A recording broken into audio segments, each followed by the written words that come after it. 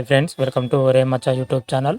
ఆఫ్ఘనిస్తాన్తో జరగబోయే టీ20 సిరీస్ కోసం ప్లే చేసిన బీసీసీఐ కొందరు ఆటగాళ్ళకైతే భారీ షాక్ తగిలింది. ఆటగాళ్ళు ఎవరు, ఎందుకు షాక్ తగిలిందో తెలుసుకునే ముందు మా ఛానల్ సబ్స్క్రైబ్ చేసుకోండి, పక్కన ఉన్న బెల్ ఐకాన్ కూడా క్లిక్ చేసి పెట్టుకోండి. ఫర్దర్గా మీ వీడియోలో అప్లోడ్ చేసినప్పుడు మీకు నోటిఫికేషన్ వస్తుంది. అయితే ఇటీవలనే దక్షిణాఫ్రికాలో పర్యటన కూడా భారత్ ముగించుకోవడం జరిగింది. జనవరి 11 నుంచి ఆఫ్ఘనిస్తాన్తో 3 మ్యాచ్ల టీ20 సిరీస్ జరగనుంది. అందులో భాగంగానే బీసీసీఐ వచ్చేసరికి జట్టును కూడా ప్రకటించడం జరిగింది. 6 మందితో కూడిన జట్టును బీసీసీఐ ప్రకటించడం జరిగింది. అందులో సీనియర్ ఆటగాళ్ళ అయిన రోహిత్ శర్మ మరియు విరాట్ కోహ్లీ రావడం జరిగింది జట్టులోకి, టీ20 జట్టులోకి. చాలా కాలం తర్వాత టీ20 జట్టులోకి మన విరాట్ కోహ్లీ, రోహిత్ శర్మ రీఎంట్రీ ఇచ్చారు. రీఎంట్రీ ఇవ్వడంతో పాటు మన రోహిత్ శర్మ టీ20 జట్టు కెప్టెన్గా వహిస్తున్నాడు. ఎందుకంటే హార్దిక్ పాండ్యా గాయం నుంచి ఇంకా కోల్పోవడంతో మన రోహిత్ శర్మను టీ20 కెప్టెన్గా నియమించడం జరిగింది బీసీసీఐ. మొత్తం మీది అయితే టీ20 జట్టును అయితే ప్రకటించిన తర్వాత బీసీసీఐ సెలెక్టర్ల పైన అయితే కొన్ని విమర్శలు అయితే వస్తున్నాయి. ప్రధానంగా వచ్చేసరికి టీ20 సిరీస్ లో కొందరు ఆటగాళ్ళకైతే షాక్ ఇచ్చింది బీసీసీఐ. అందులో ఎవరెవరంటే కేఎల్ రాహుల్, శ్రేయస్ అయ్యర్, ఇషాన్ కిషన్ చోటు దక్కలేదు టీ20 సిరీస్ లో. ముఖ్యంగా వచ్చేసరికి కేఎల్ రాహుల్ ను ఎందుకు పక్కన పెట్టారో సెలెక్టర్ల అయితే ఇంతవరకు అయితే ఏం వెల్లడించలేదు. ఉన్న టాక్ ప్రకారం అయితే టెస్ట్ సిరీస్ కోసమే పక్కన పెట్టారన్నట్టయితే ఊహాగానాలు అయితే వినిపిస్తాయి. అంటే వచ్చే ఈ నెలలోనే ఇంగ్లాండ్ తో 5 మ్యాచ్ల టెస్ట్ సిరీస్ జరగనుంది. అందులో భాగంగానే కేఎల్ రాహుల్కు రెస్ట్ ఇచ్చారనేది తెలుస్తుంది. ఎందుకంటే కేఎల్ రాహుల్తో పాటు సీనియర్ ఆటగాళ్ళు జస్ప్రీత్ బుమ్రా, మహమ్మద్ సమీ, రవీంద్ర జడేజా కూడా రెస్ట్ ఇవ్వడం జరిగింది. అతనితో పాటు కేఎల్ రాహుల్ రెస్ట్ ఇచ్చారా లేదా మరి ఎందుకు ఇచ్చారో తెలియదు. కేఎల్ రాహుల్ మాత్రమైతే టీ20లో చోటైతే కోల్పోయాడు.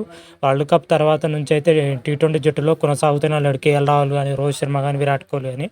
ఇటు విరాట్ కోహ్లీ, రోహిత్ శర్మ టీ20లోకి ఎంట్రీ ఇచ్చినా కానీ కేఎల్ రాహుల్ మాత్రమైతే సెలెక్టర్లు మాత్రమైతే మొండి చేయ చూపించారు. ఎందుకంటే ప్రజెంట్ అయితే కేఎల్ రాహుల్ వైస్ కెప్టెన్గా వహిస్తున్నాడు. మరి ఆఫ్ఘనిస్తాన్తో జరుగుతున్న టీ20కి మాత్రమైతే కేఎల్ రాహుల్ పక్కన పెట్టడం పైన అయితే సెలెక్టర్ల పైన అయితే తీవ్ర విమర్శలు వస్తున్నాయి.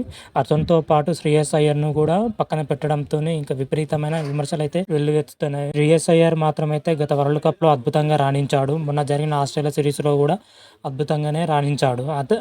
ఆ ఫామ్లో దృష్టిలో పెట్టుకొని అయినా సరే మన ఆఫ్ఘనిస్తాన్తో టీ20 సిరీస్లో ఎంపిక చేస్తారనుకున్నారు కానీ అతను కూడా మొండి చేయ చూపించారు సెలెక్టర్లు. అయితే సిఎస్ఐఆర్ని ఎందుకు సెలెక్ట్ చేయలేదో మరి ఇంతవరకు అయితే వాళ్ళ రీజన్ అయితే ఏం చెప్పలేదు. మరొక ప్లేయర్ వచ్చేసరికి ఇషాన్ కిషన్ మాత్రం అయితే అటు దక్షిణాఫ్రికాలో సిరీస్లో కానీ, అటు వరల్డ్ కప్లో కానీ, ఆస్ట్రేలియా జరుగుతున్న సిరీస్లో కానీ అద్భుతంగా రాణించడం జరిగింది.